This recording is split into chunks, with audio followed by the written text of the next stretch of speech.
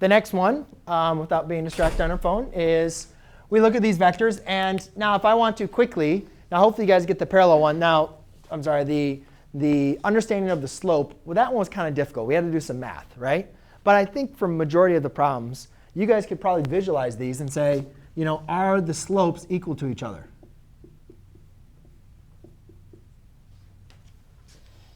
Do these have the same slope?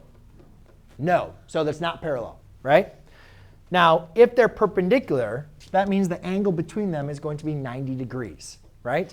Now, I'll explain this to be earlier why that works for that formula. But the easy way, if these are perpendicular, or orthogonal, I'm sorry, then u dot v, the dot product, is going to equal to 0. And the reason why is if you guys look at the formula, if u dot v is equal to 0, 0 divided by its magnitude is 0. What is the cosine? Cosine of theta equals 0. What is that? What angle is the cosine equal to 0?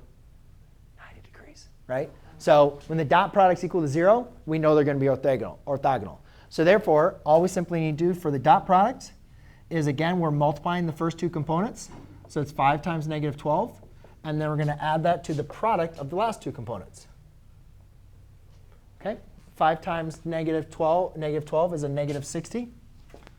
Plus negative 6 times negative 10 is going to be a positive 60, which equals 0. So now, since the dot product is equal to 0, we can say those are orthogonal.